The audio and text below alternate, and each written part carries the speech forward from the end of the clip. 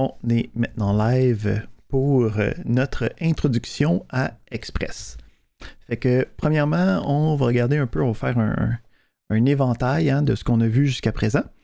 Donc, on a commencé le cours, puis on a appris les différentes, une technologie de front-end, de web frontal, qui nous permettait de créer des applications et d'avoir des informations sur comme comment l'application va être affichée, comment l'application va interagir, comment l'application va être capable de présenter une interface dynamique. Donc, c'était tout par rapport à ce que l'utilisateur va être capable de voir, tout ce que l'utilisateur va être capable de toucher, toutes les interactions que l'utilisateur va avoir, c'était tout basé sur la partie frontale, la partie qu'on peut voir en tant qu'utilisateur. Ensuite, la semaine passée, on a vu le principe de requête asynchrone. Donc, une application en tant que telle ne peut pas juste fonctionner à l'intérieur d'un navigateur de l'utilisateur. Pourquoi? Parce que, ultimement, il faut toujours aller chercher des informations d'un environnement persistant, parce que la problématique avec React, c'est que quand je paye sur Refresh, il n'y a plus rien qui existe. Toutes les states, tout ce que j'avais disparaît. On a besoin de recommencer de nouveau. Fait que quand on travaille avec des applications web modernes, il va y avoir une partie plus persistante, une partie logique qui va être capable de travailler puis de me fournir les informations que j'ai besoin par rapport à qu'est-ce qui se passe dans mon environnement, c'est quoi mes données, c'est quoi mon modèle, de mon application. On avait vu qu'on peut communiquer avec ces différents sites-là. Donc, on avait vu des API REST qui me permettaient d'avoir une espèce de cycle de ressources, une adresse avec des différents sous-répertoires pour être capable d'aller chercher les informations puis les rapatrier dans mon application dans React. Fait que on est capable d'avoir une application de React, puis on est capable de faire en sorte que cette application-là va chercher des informations externes pour être capable d'être englobée dans mon application. J'ai une question de David.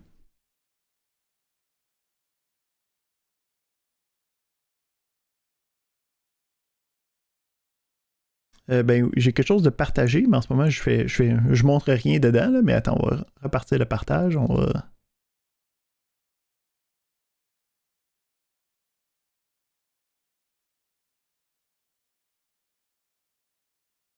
Ouais. Ouais, c'est ça. Ah, pas de trouble, là, c'est important que tu le vois. Donc, le principe, c'est d'être capable de continuer dans cette lignée-là. Donc, on a créé la partie frontale, on a vu comment faire la communication entre une partie frontale et une partie externe. Fait que la prochaine étape, ça va être de construire la partie derrière, le back-end. Donc, on va regarder comment créer des API, des API REST, comme on a pu les utiliser la semaine passée. Donc, pour être capable de faire ça, on va utiliser un serveur web. Donc, on avait déjà Node.js qui était un interpréteur qui était capable de faire des choses avec le web.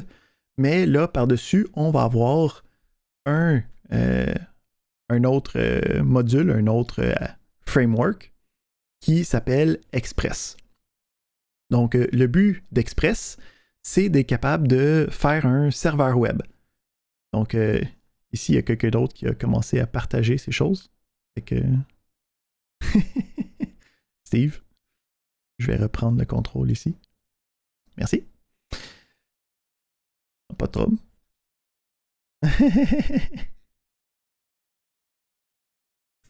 Donc, on va vouloir utiliser Express pour construire un endroit qui va être capable d'être persistant. Comme ça, avec cet endroit persistant-là, on va être capable de représenter des informations qui vont pouvoir rester même à travers un rafraîchissement de notre application. Donc, Express va pouvoir faire ça. En fait, Express, c'est un serveur web où c'est que tu peux avoir aussi des pages statiques. OK? Mais nous autres, on va vraiment plus l'utiliser pour sa création d'API.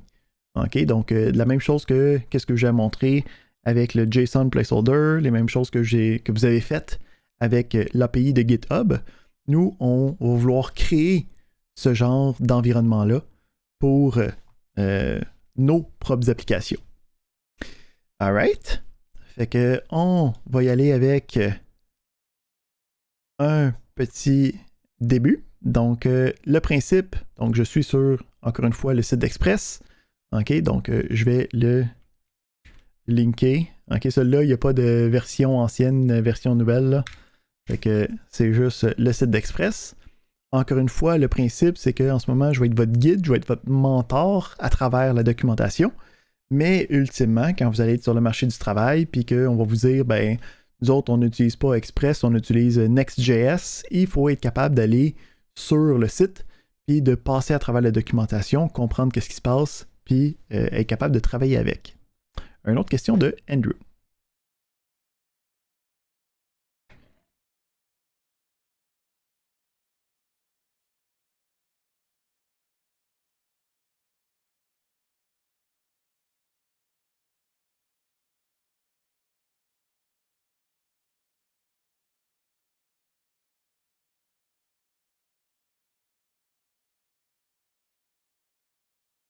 Mhm. Mhm.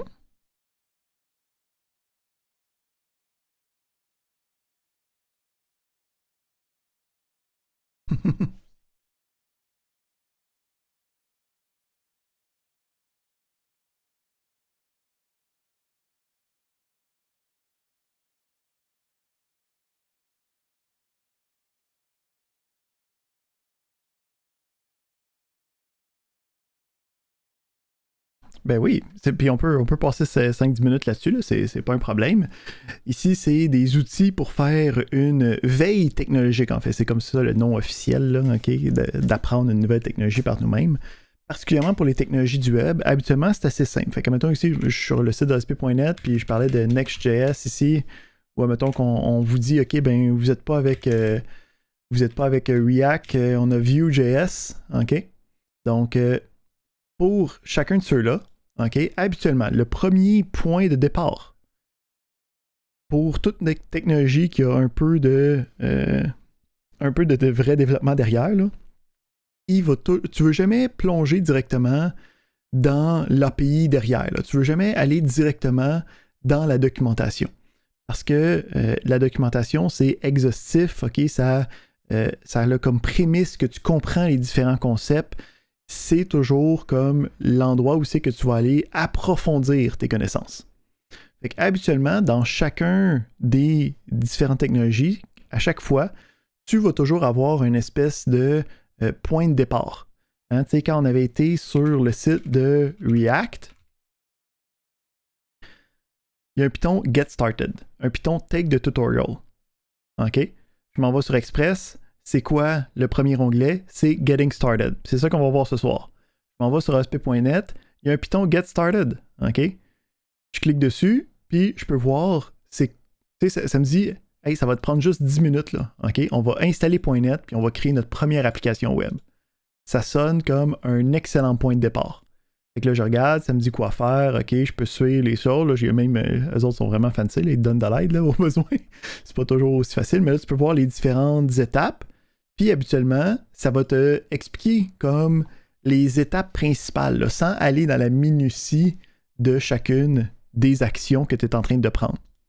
Si on regarde, admettons, Vue.js, hein, donc un compétiteur à React, lui aussi, hein, il y a un Get Started, mais encore plus, il y a un Why Vue.js. Donc, habituellement, tu vas avoir une vidéo. Là, ici, on a une vidéo d'une dizaine de minutes. Oui. Puis, son but à lui, c'est de nous expliquer pourquoi est-ce que cette technologie-là est intéressante. Des fois, quand tu es en train de faire la veille technologique, non seulement il faut que tu apprennes une nouvelle technologie, mais il faut que tu la choisisses. Hein, donc, d'avoir comme une description de pourquoi c'est intéressant. Toujours important, mais toujours le Get Started, okay, le tutoriel initial, tu veux toujours passer au complet au travers. OK? Donc, c'est toujours le point de départ fondamental. À partir de là, il y a différentes approches. Tu peux toujours commencer à essayer de travailler sur qu'est-ce que tu as déjà. Hein? Parce qu'habituellement, les différents tutoriels, les différents Get Started, ça va toujours te donner comme une espèce de point de départ. OK? Donc, un projet avec une application quelconque. Fait que là, après ça, j'essaie de voir c'est quoi, tu sais, comme là, on a un Get Started, là, OK? Puis ça nous dit comme tous les éléments de base, là. Puis après ça, je peux voir que à partir de là, il y a une suite, OK, dans la documentation. Donc, dépendamment de comment la documentation est faite, il va toujours avoir une espèce de, dans le Get Started, si on, mettons, il va là, puis on s'en va dans les Next Steps, on peut voir qu'il y a toujours, OK, j'ai réussi à faire mon application, là, je peux aller voir comme les tutoriels qui sont peut-être un petit peu plus complexes. Puis là, habituellement, il va y avoir un choix. Fait que là, il faut que tu ailles comme en tête, qu'est-ce que je suis en train d'essayer de construire, tu sais. J'ai un ASP.NET, est-ce que je suis en train de faire un API US? Est-ce que je suis en train de chercher différents éditeurs? Donc ici, là, je peux aller comme travailler sur les différents éléments que j'ai besoin. Une fois que tu commences à avoir fait un ou deux tutoriels, mais c'est toujours vraiment la partie importante, là, d'avoir comme un bon pied d'entrée là, pour comprendre les concepts qui a besoin d'être élémentaires pour travailler avec la technologie. Là, tu peux commencer à aller regarder, OK, ben j'ai un problème spécifique. Là, j'ai besoin d'aller regarder, je sais pas, là, moi, c'est quoi les différentes vues, là, fait que je peux voir ici, bon, puis non seulement ça, toujours, quand il y a une partie de concept, je me garde toujours en tête que faut que j'aille voir là quand il y a quelque chose que je lis et que je comprends pas. OK, donc c'est quand ça me parle, mettons, de l'overview de .NET, OK, ben, je veux savoir, OK, comment ça va marcher. OK, j'ai des web apps avec des microservices, OK, je peux voir ici que j'ai même des tutoriels à un web app en MVC, OK, ben là, tu sais, je peux m'asseoir sur mes connaissances déjà préexistantes en sachant, ah, ben peut-être que je veux ça, là. Une fois que j'ai un contrôleur, je sais que je peux me connecter à une base de données puis commencer à faire des choses. Là, si on a... Fait qu'ici, c'est toujours de rediriger notre recherche juste un élément plus loin que qu'est-ce qu'on est en train de faire. Si on est trop perdu, hein, ou des fois tu as un problème technique, n'hésitez pas à juste taper directement dans Google, OK, puis de tomber sur un problème de Stack Overflow. Fait que, mettons, un problème typique de React là, que vous avez pu avoir, c'est si tu essayais de afficher directement un objet dans ton JSX, ça te donnait l'erreur React child can't be an object ou quelque chose de même, là. Ouais, c'est ça. Objects are not valid as React child, React error. C'était comme, c'est quoi ça? Ben, ici, il va toujours avoir une explication de qu'est-ce qui se passe. Hein? Fait que, on reste toujours à l'affût de qu'est-ce que Stack Overflow est capable de nous offrir. Hein? Parce que cette erreur-là, c'est pas une erreur qui est marquée dans la documentation de React, mais c'est une erreur qui arrive à tout le monde dans leur premier mois d'utilisation de React, ou même dans la première semaine, là, s'ils font ça à temps plein. Là. Si je peux même presque être garanti que c'est arrivé à toutes vous au moins une fois durant la session. T'sais. Fait que ne pas avoir peur de changer les différentes implémentations. Puis là, après ça, des fois, tu veux peut-être aller regarder des exemples, OK, de la technologie. Donc, tu peux des fois aller regarder, mettons, Next.js a des showcases, OK, qui te démontrent, ben voici une espèce d'exemple de qu'est-ce qu'on a pu faire avec ce site-là. OK, puis souvent, il va y avoir comme le code que tu vas pouvoir aller étudier derrière pour savoir comment ça marche. Donc, tu sais, si je suis en Vue.js, puis, tu sais, j'ai vu, mettons, dans React, là, tu sais, quand on a fait le tutoriel, on a fait un jeu de tic-tac-toe ensemble. Ben, si je me demande comment en Vue.js ça peut ressembler, je peux très bien faire Vue.js, tic-tac-toe, puis il va sûrement avoir une affaire de GitHub qui pop quelque part là-dedans. Là. Tic-tac-toe, this demo I made, ça sonne excellent, puis la personne me donne son repo, hey! Puis je peux commencer à aller voir son code à lui. Fait que c'est un peu comme comment je me promène devant une nouvelle technologie. Toujours landing page, OK, il va toujours avoir un get started, il va toujours avoir comme un tremplin initial qui va te permettre au moins de voir c'est quoi les éléments fondamentaux. Hein? Donc, je travaille avec .NET. Quand ça va me dire d'éditer le code, tu sais, .NET, il y a un paquet de différents fichiers, là, mais là, je peux voir, OK, c'est dans page. Je peux voir que c'est des CSHTML. OK. Puis là, après ça, je peux comme commencer à regarder, OK, ben il y a des de quelque chose. Là, je pourrais comme demander à me demander comme c'est quoi que ça fait, @page, @model, et ainsi de suite. Là, tu peux commencer à faire quelques recherches, des questions directement sur Google. Puis à partir de là, tu peux comme aller plus loin. Je sais pas si ça répond à ta question, mais c'est... Bon.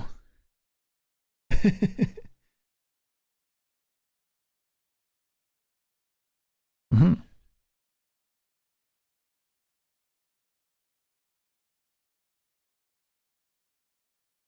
Mhm.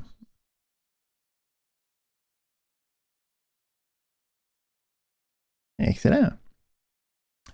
Donc, assez de cette parenthèse. Quick. On apprend aujourd'hui Express. Comment est-ce qu'on va apprendre Express? On va aller dans le Get Started. OK? Fait que le principe, c'est que, bon, pour installer Express, il nous faut au moins Node.js, OK? Qui est déjà de base. On l'a déjà installé sur nos ordinateurs. Après ça, il te demande de créer comme un dossier d'application. Puis à l'intérieur, il te demande d'installer Express. C'est comme le prérequis de base, c'est ça. Là, ici, pour se faciliter la tâche, on va skipper un petit peu plus loin. Mais c'est comme tu pourrais le faire, là, puis faire le Hello World, puis ça va très bien marcher. Mais comme on avait pour React, il y a un générateur qui nous permet de travailler avec, puis de facilement comme créer un dossier qui nous permet d'avoir comme un squelette de base. Fait qu'on va tout de suite aller à lui, comme ça on va avoir comme tout le stock de base, puis on va pouvoir voir qu'est-ce qui va travailler avec ça. Fait que ce qu'on va aller chercher, c'est fait que j'ai le NPX Express Generator. C'est ce qu'on veut utiliser. Puis on a certaines options qui sont possibles.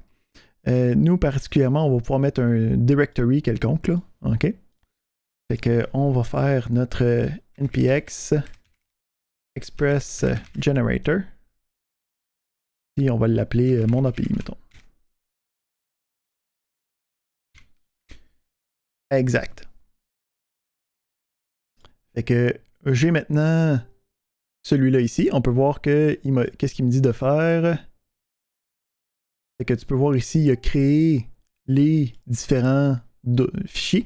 Il y a beaucoup moins de stock que pour React, là, parce que ça fait juste un serveur d'API. Il y a pas mal moins de choses à faire.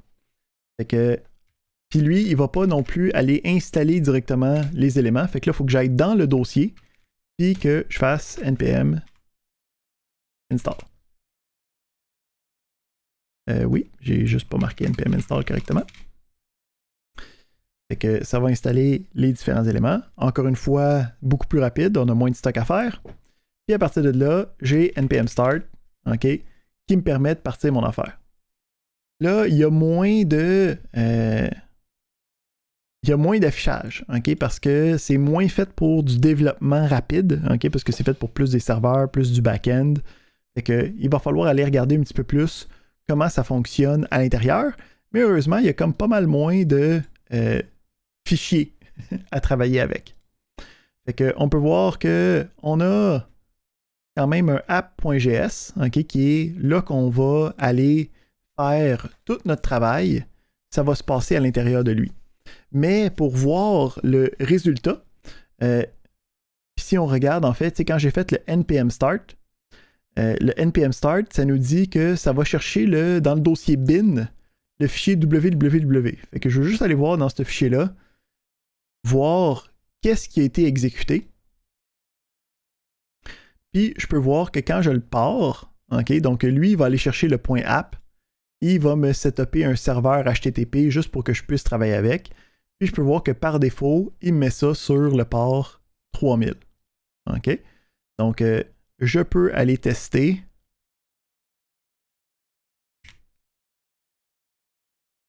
Sur le port 3000. Et je peux voir que Express il est là, puis il est fonctionnel. OK? Fait que on est en business. J'ai réussi à installer Express et à le faire fonctionner. Je peux voir aussi que quand j'ai fait un accès à la page, lui a un logger automatique qui va dire tous les éléments qui ont été comme renvoyés. Fait que je peux voir qu'il y a eu le get de la page principale, puis après ça, tous les éléments qui sont rattachés au fichier HTML qui est sur cette page-là.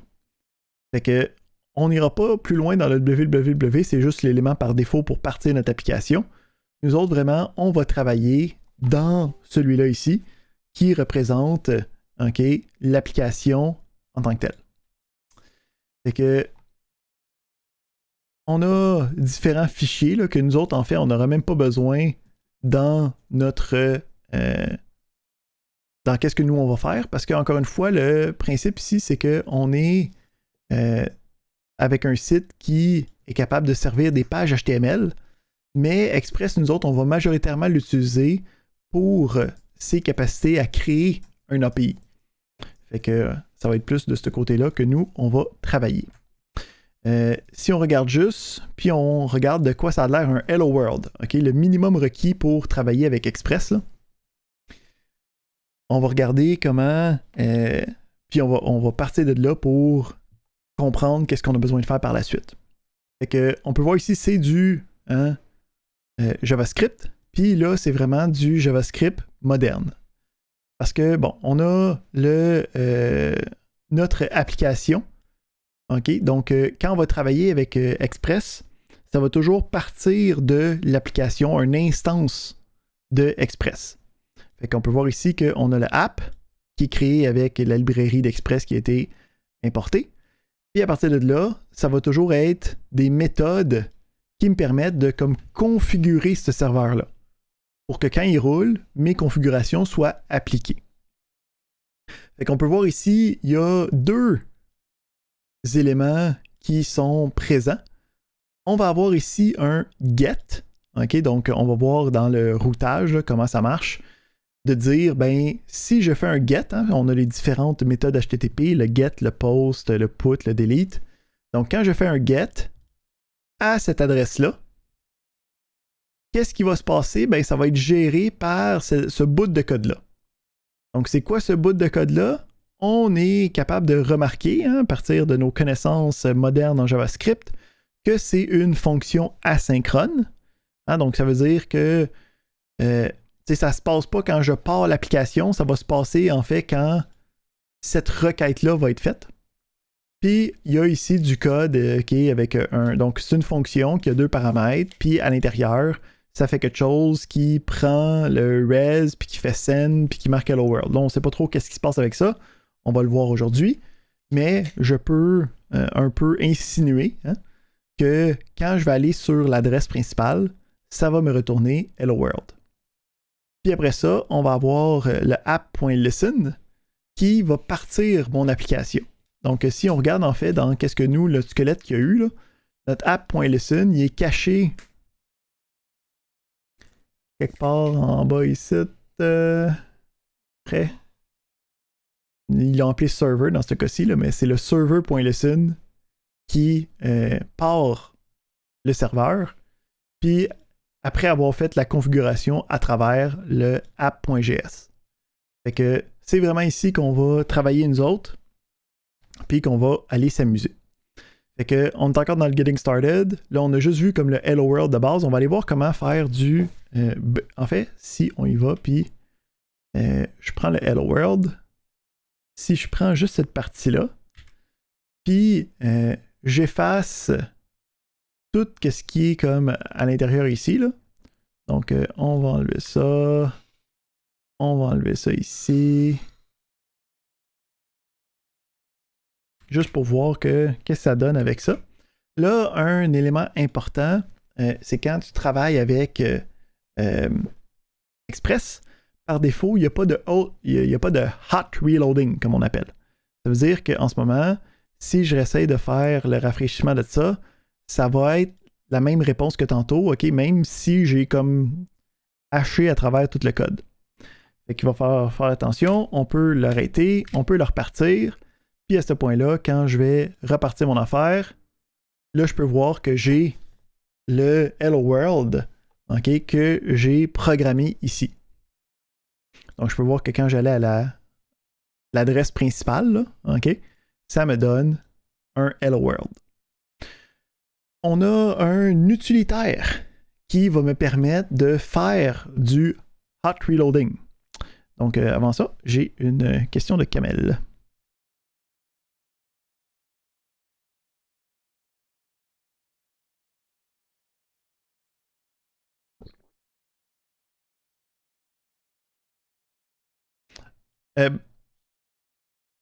Il est allé, comme la requête de mon browser a reçu la réponse en texte Hello World.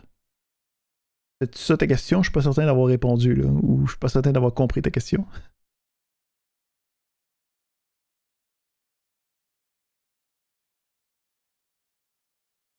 OK. Fait que ici, tu parles de ça ici, là? OK. Fait que le principe, c'est qu'on va pouvoir configurer différentes adresses avec différentes réponses. Là, en ce moment, je suis en train de dire que si tu essaies d'accéder à mon site à l'adresse racine, l'adresse principale, moi, je vais te retourner Hello World.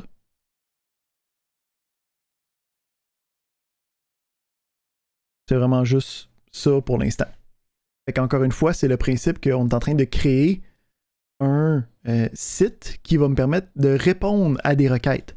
Hein, de la même manière qu'on avait le site de JSON Placeholder, là, OK, qui a évolué. Là, ils ont changé de palette de couleurs depuis mon vidéo. J'avais remarqué ça l'autre jour.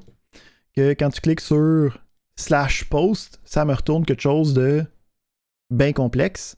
Ben là, on est en train de créer ça tranquillement. Là, on a fait une requête, puis ça nous donne quelque chose de pas très complexe. Est-ce que ça explique mieux? Est-ce que c'est plus... Voilà. Donc, on a le Hello World qui est fonctionnel.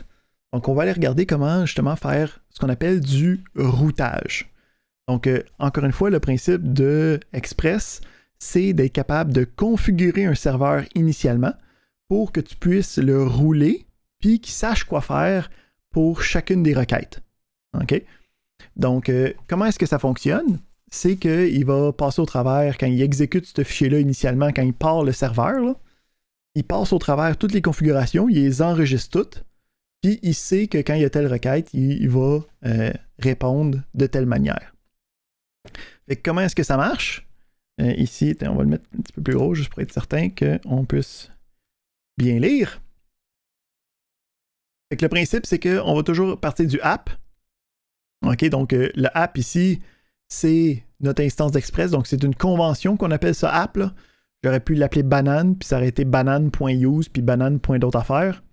Ici, on représente ça avec le app.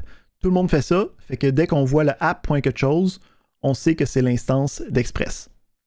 Ensuite, pour travailler avec, on a différentes méthodes, mais là ici, on va aussi parler d'une méthode de type HTTP. Là. Fait que si je veux configurer mon serveur pour répondre à un GET, je vais faire app.get. Si je veux configurer mon serveur pour un post, je vais faire app.post ou app.put ou app.trace ou app.connect, mettons. Et ici, c'est pas vraiment des requêtes HTTP que le monde utilise, là, mais mettons pour un post ou un get, hein, c'est les différentes méthodes qui vont être invoquées. OK? Fait que ça, c'est comment je configure mon serveur app. Le nom de la méthode. Habituellement get ou sinon habituellement post. Ensuite, à cette méthode-là qui porte le nom de la méthode HTTP, hein, donc ici on utilise deux fois le mot méthode, là, je suis désolé, là, ça peut porter à confusion. Donc cette méthode-là va prendre deux paramètres. Le premier paramètre, ça va être le chemin auquel je vais répondre. Donc, à chaque fois que tu fais une requête en HTTP, tu as le type de la méthode et tu vas avoir le chemin auquel tu as fait la requête. Hein, donc, par défaut, en ce moment, quand je fais ça, ça le fait sur le slash. Mais si je veux, je peux aller sur slash banane, puis ça s'en va sur slash banane. Ou je pourrais aller ici à slash fruit slash banane. Puis ça devient slash fruit slash banane comme étant le chemin que j'utilise. Donc, quand je suis en train de créer ma méthode, j'ai le premier paramètre qui va être le chemin.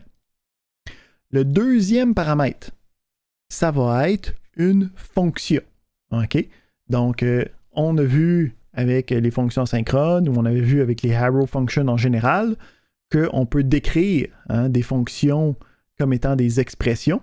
Fait ici, ça va toujours être le même principe de on va directement mettre ça à l'intérieur de la configuration pour ne pas avoir des fonctions à côté qui traînent pour rien. Comme ça me permet d'avoir une configuration qui est très, très, très lisible à l'intérieur de lui-même. Fait que si on regarde ici, on a notre Hello World qui est disponible. Donc, on a le get qui nous dit que ça va être la méthode get, au path qui est le path principal, puis là, la fonction, le handler qu'on est en train de faire, ça va être une forme qui est standardisée. Donc, le principe de cette forme-là, c'est qu'on va avoir toujours deux paramètres d'entrée à cette fonction-là. Donc, quand on parle ici du handler, là, ça va être une fonction qui va toujours avoir deux paramètres. Le premier paramètre, ça va être les informations sur la requête qui a été faite. Donc, c'était quoi le nom de la requête, c'était à quelle adresse, c'était quoi le browser, c'était quoi les cookies. Donc, toutes les informations qui viennent de l'extérieur pour traiter la requête. Puis, on va avoir le res, qui est un... rec, R-E-Q, c'est un diminutif pour request. Puis, on va avoir le res, qui est un diminutif pour la réponse, response. Donc, je peux soutirer les informations du rec, puis je peux décider de qu'est-ce que je vais faire comme réponse avec les choses qu'il y a dans le res. Fait que ici, si on regarde, qu'est-ce qu'on fait? Ben, on utilise le res pour dire, ben, ma réponse envoie Hello World. Fait qu'on peut voir ici que quand je fais un get sur l'élément principal, je peux faire un rec ou un res. Ben, j'ai le rec puis le res, puis je prends le res, je fais send, puis c'est ça qui me permet d'envoyer mon élément. Donc, on peut avoir différents types de méthodes. Nous, ce qu'on va vouloir regarder, c'est vraiment plus, c'est quoi les différentes fonctions qu'on peut avoir avec le path. Fait qu'on peut voir ici, on a différents chemins possibles. Fait que ici, on peut y aller, puis faire un app.get, puis mettre fruit, mettons. Ça va être slash fruit.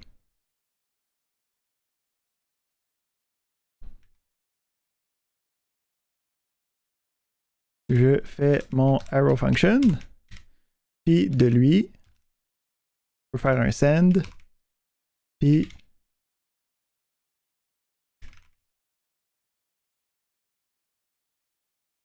je peux décider de sauvegarder ça. Là, ici, encore une fois, il ne faut pas oublier que par défaut, ce n'est pas rafraîchi de manière automatique. C'est à moi de le repartir. Puis à partir de là, quand si je me retourne sur ma page principale, OK, ça marche toujours avec le Hello World. Mais si je m'en vais sur /fruit, je peux voir ici que ça me donne la bonne information par rapport à l'adresse que j'ai écrite. OK, donc ça me permet d'avoir une configuration dépendamment du chemin d'accès que j'utilise pour mon application. Donc, c'est ça qu'on va aller regarder plus en détail aujourd'hui. Comment se créer une application qui a un API qui va répondre à différentes adresses. Fait que, pour l'instant, dans le Getting Started, nous autres, on n'ira pas voir les static files parce que ça, c'est pour des présentations de pages web. Nous autres, c'est pas ça qu'on va vouloir faire. Nous autres, on va vouloir faire la gestion d'un serveur back-end.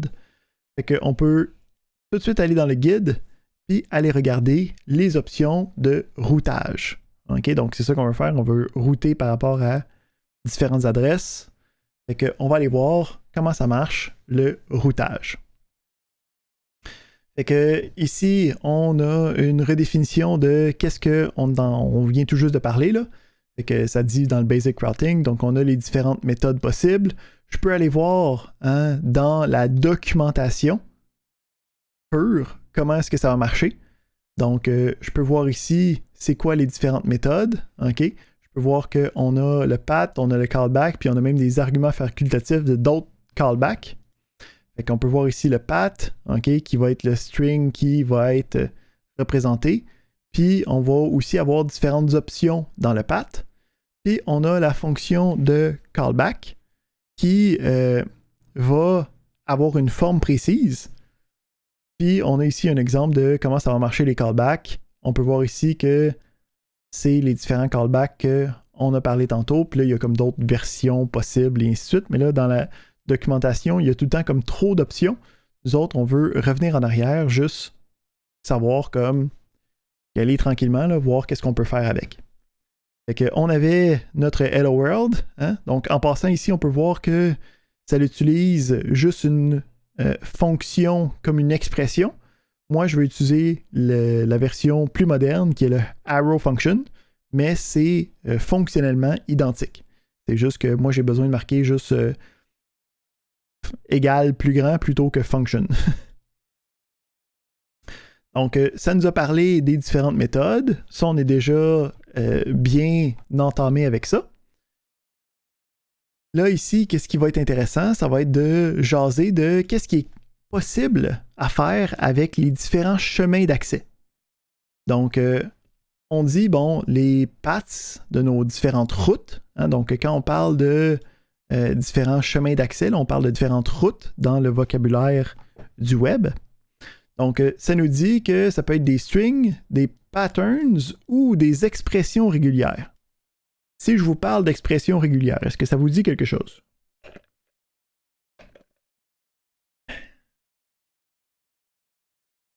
Excellent. J'aurais au moins espéré que Marjorie dise oui, parce que c'était moi son enseignant qui enseignait les expressions régulières, mais elle n'a pas été assez vite sur le Python.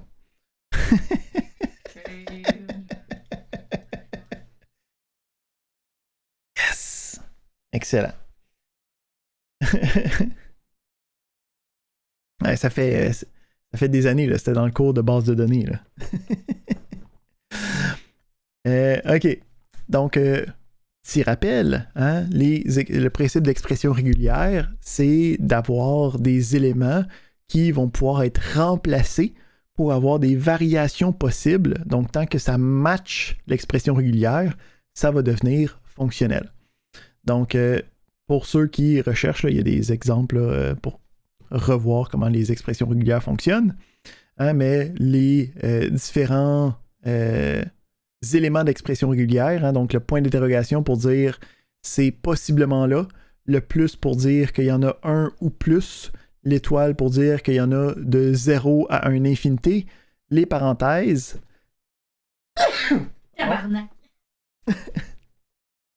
Puis le point, puis les tirets pour dire n'importe quel caractère spécifique. Tout ça, c'est disponible pour les différentes routes. Fait qu'admettons ici, si je donne un exemple, je pourrais avoir fruit avec OK, un U point d'interrogation. Puis ça, ce que ça implique, je repars mon serveur. C'est que je peux marquer fruit, OK, ça marche encore, mais le U est facultatif. Ça veut dire que si je marque free, ça marque des fruits quand même. Ça marche quand même. On peut voir ici que FRIT a été avec un code 200, le code OK en HTTP, pour dire que tout a bien été. On n'a pas eu de problème.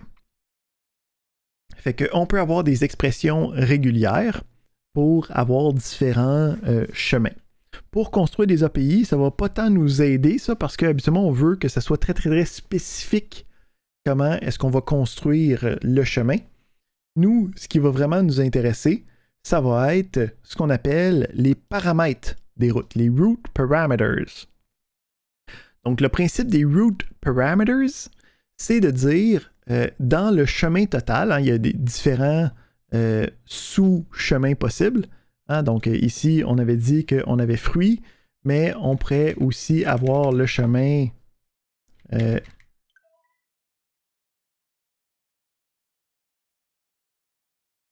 fruits / banane. Attends, on va enlever les espaces vides. Donc, je repars encore une fois, c'est pas automatiquement refait. Donc, si je me remets à fruits, toujours fonctionnel, mais je peux aller à fruits banane. Bon, là, j'ai remarqué des fruits. On va remarquer banane. Banane. Ça me tente pas de m'auto-corriger. Fait que là, je rafraîchis. Puis quand je suis à fruits banane, ben là, il y a un sous-chemin qui fonctionne, mais des fruits fonctionnent aussi. Ici, le principe du slash, là, OK, est plus important que les autres caractères. OK, parce que c'est vraiment une espèce de bifurcation. OK, pense à des répertoires puis des sous-répertoires, là. Donc, les différents éléments du chemin sont vraiment un élément important dans la route. Fait que ça veut dire que on peut avoir des parties du chemin qui vont être variables. Donc, c'est vraiment ça qui va nous permettre de construire des API qui sont intéressantes. Pour être capable de faire des routes avec des paramètres, ce qu'on va avoir, c'est, à la place de banane, je vais marquer 2 points, puis je vais marquer nom de fruit. OK? Donc, premièrement, si je fais juste repartir ça comme c'est ainsi, donc si je m'en vais à fruits, je peux voir que c'est encore des fruits. Si je m'en vais au / principal, je peux voir quand j'ai rien que ça va bien. Mais si je marque fruits / je sais pas moi, pomme, je peux voir que ça m'apporte sur la page comme si c'est de bananes. Mais si je marque orange, OK, ça me rapporte sur la même page. Donc, en ce moment, qu'est-ce qui se passe? C'est que toutes les variantes possibles qui existent avec fruits / quelque chose sont considérées comme étant ce chemin-là. Ça me permet d'avoir un endroit qui englobe plusieurs éléments derrière. Fait que là, ici, l'idée, c'est comment je fais pour utiliser cette information-là.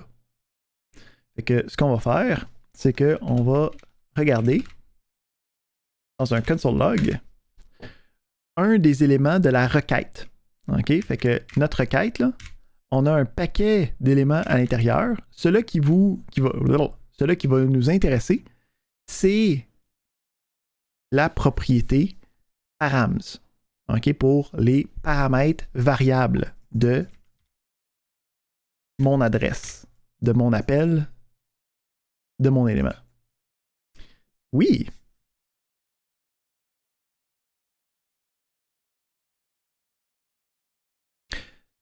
Non, il faut absolument que ce soit un slash qui sépare les différents éléments. Même principe aussi, le 2 points ici, c'est pas quelque chose que tu as le droit d'avoir dans une adresse normale. Là, ici, ça démontre que cet élément-là est variable. T'sais. Fait que là, ici, ce que ça va faire, c'est que dans les params, je vais avoir comme clé le nom du paramètre. Donc ça ici, param, ça devient un objet qui va avoir qu'est-ce que moi j'ai rentré. Fait que je peux voir ici que quand j'allais à fruits orange, là, ben, le non-fruit que j'ai écrit ici, c'était orange. Puis que je marque n'importe quoi ici, c'est ça qui va être considéré comme nom de fruit. OK? Donc, j'ai essayé d'aller à la /fruit 455. ben, c'est comme, ben, nom de fruit, c'est 455.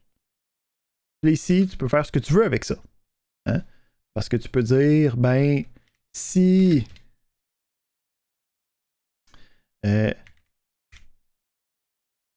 recparams, ok, moi je sais que j'ai non-fruit là-dedans, c'est égal à ego, ben là je peux send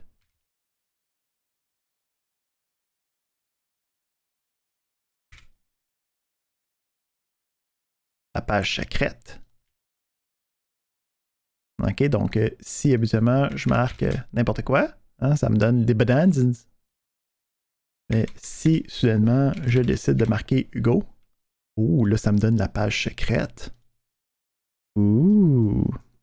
Donc on peut voir ici, hein, des utilisations d'éléments qui vont me permettre de construire qu'est-ce qu'on a vu.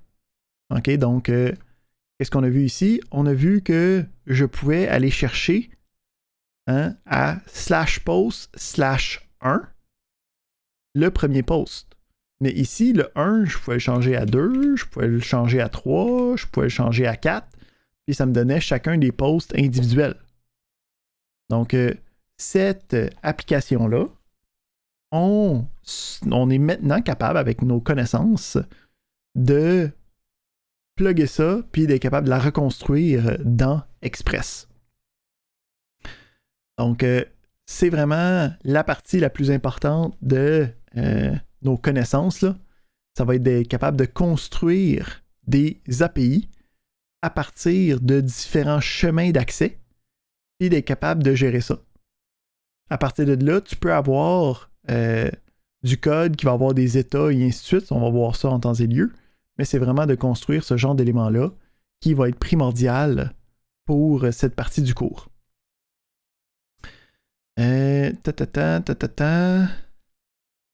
Ça ici, on va voir ça plus au prochain cours. Ouais. Dernière chose que je veux parler aujourd'hui, ça va être ce que tu peux avoir comme réponse. Hein? Donc, on utilise le send à chaque fois. Il existe d'autres types de réponses. Okay? Donc, tu peux dire, ben, si tu vas à cette page-là, je vais initier un download. Si tu vas à cette page-là, je vais te rediriger. Mais le send va vraiment être l'élément le plus intéressant pour être capable d'envoyer différents types de réponses. En gros, il va regarder qu'est-ce que tu as mis dans le send, puis il va essayer de faire la meilleure chose pour toi. On va regarder dans un instant qu'est-ce que ça implique, mais avant, je vais répondre à Tariq.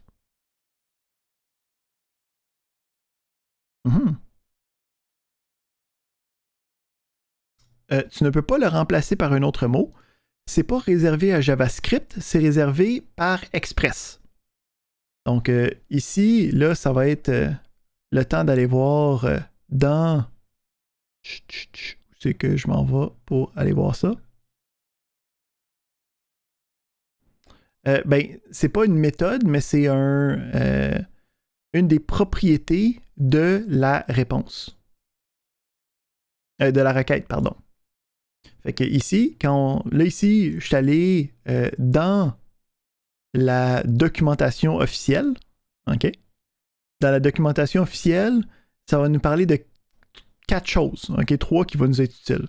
Un qui va être l'application. Donc l'application, c'est elle qui a les différentes méthodes. Le get, OK, le put, le post, et ainsi de suite.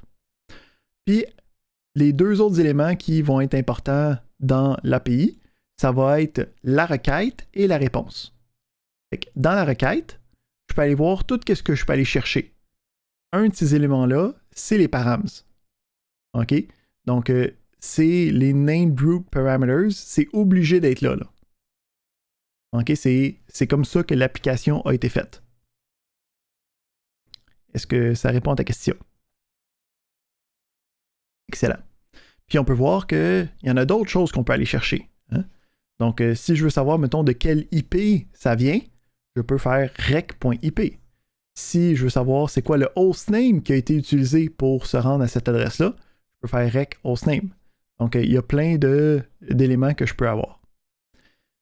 Même principe dans la réponse. La réponse aussi a un paquet de méthodes qui permet de décider de qu'est-ce que je vais faire avec la réponse. Je peux attacher des cookies, je peux initier un download. Nous autres, on va faire le send, qui va être capable de renvoyer plein d'options possibles. Donc, je peux envoyer directement du texte qui va être interprété comme du HTML, mais encore plus intéressant pour nous, voulant créer des API, on avait parlé du JSON, qui était capable d'être un mécanisme de transfert de structure de données en texte sur Internet.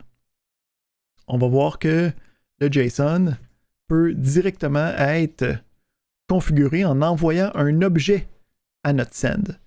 Fait que ici, à place de page secrète, on va dire c'est un objet, OK, avec le nom.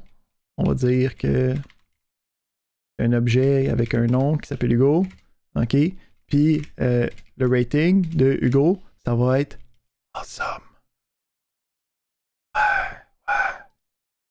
C'est une page secrète anyway, il n'y a pas personne d'autre qui va savoir ça.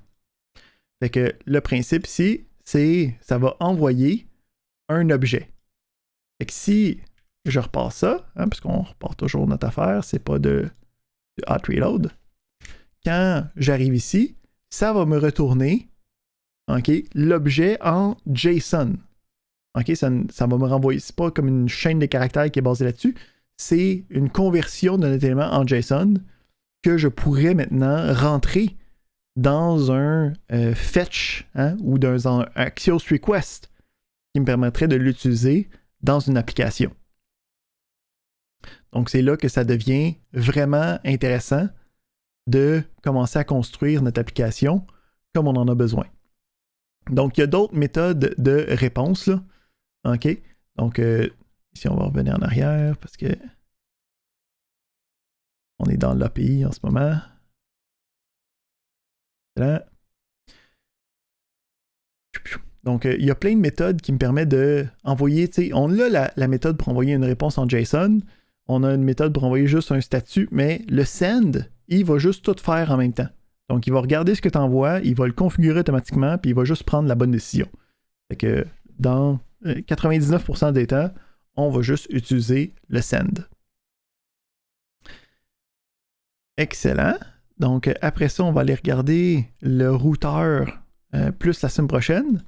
Là, on va être prêt à regarder notre exercice d'aujourd'hui.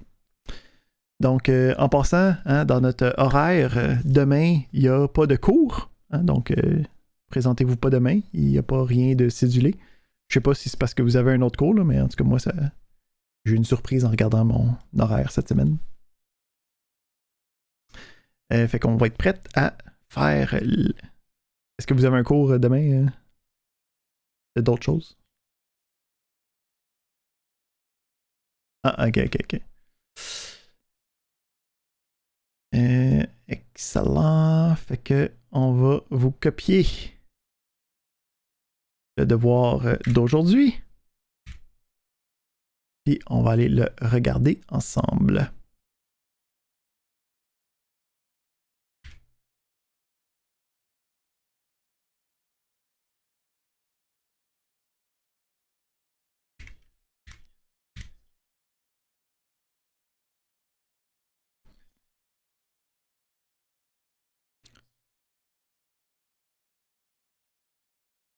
Tu peux... WebStorm, là, mais oui, tu peux continuer sur WebStorm. Il n'y a pas rien de... par exemple, ici, quand tu vas utiliser WebStorm, quand tu vas partir un nouveau projet, là, je ne sais pas où c'est que WebStorm va partir, sur quel écran. Ici. On va se créer un nouveau projet. Ici, il va falloir que tu sélectionnes Express à la place. Parce que c'est plus des projets de React, c'est des projets d'Express. On peut voir ici que il utilise le Express Generator, comme on a parlé tantôt. Donc, on l'a directement. Il n'y a rien de différent autrement. Là. Donc, si on en fait un rapidement, là.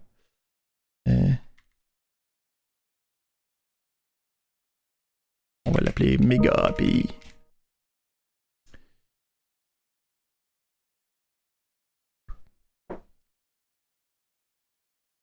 Fait que lui nous fait automatiquement le npm install.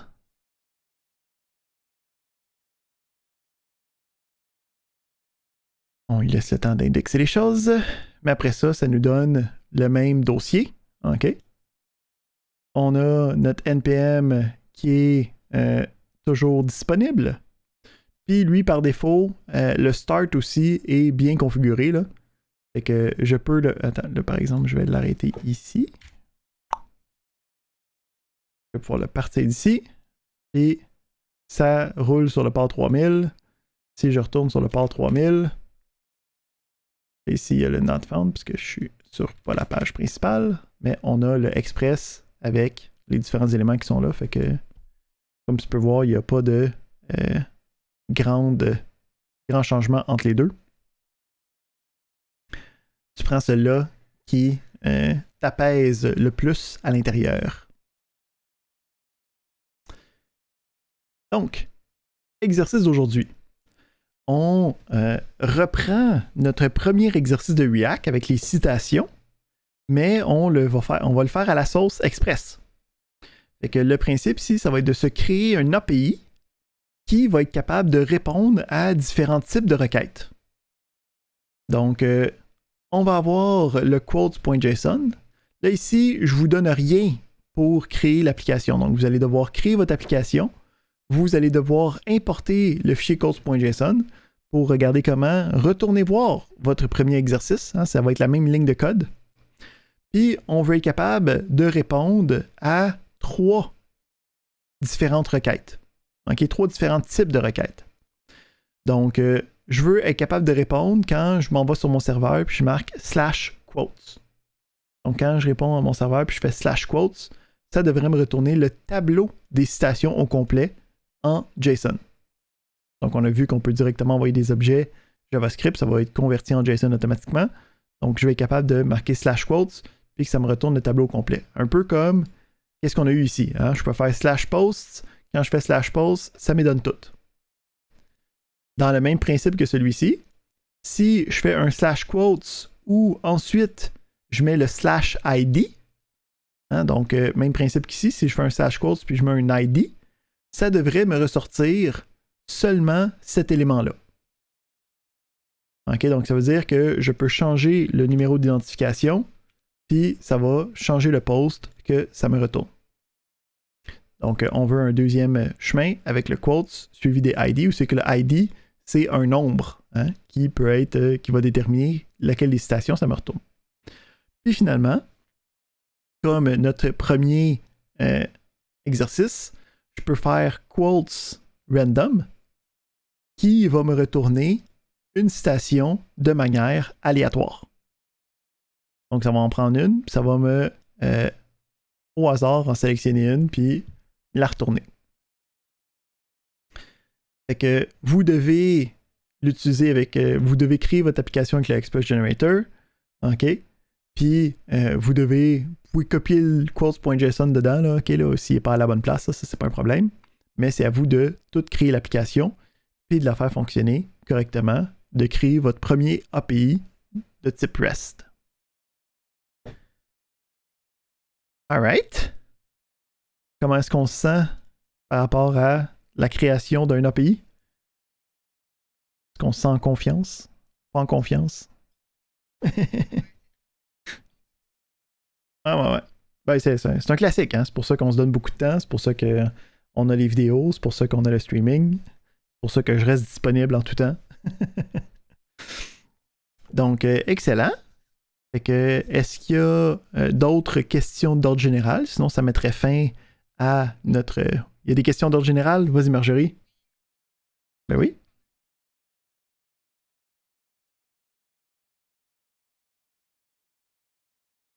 À la fin de la semaine prochaine. Ouais. Exactement. Donc, 2 semaines de cours, puis c'est comme 2 semaines de 2 plages horaires de cours. Puis la dernière semaine, on a 2 cours. Le jeudi de la dernière semaine, il y a les présentations. Puis le vendredi de la dernière semaine, on se donne, c'est comme le début de l'examen final que je vous donne 48 heures pour compléter.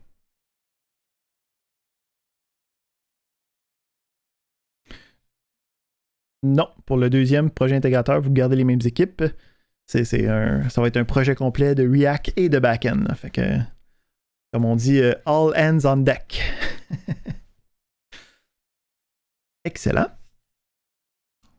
Donc, sinon, comme d'habitude, le vidéo a été streamé sur Twitch. Vous avez directement un accès à le visionnement. J'ai aussi enregistré la séance que je vais déposer sur YouTube et qui devrait être disponible d'ici demain matin. Sinon, il n'y a pas de cours demain. Donc, pour nous, pour moi, pour vous, il y en a. Mais d'autres choses. Donc, on se revoit sinon jeudi prochain. Fait que bonne soirée tout le monde.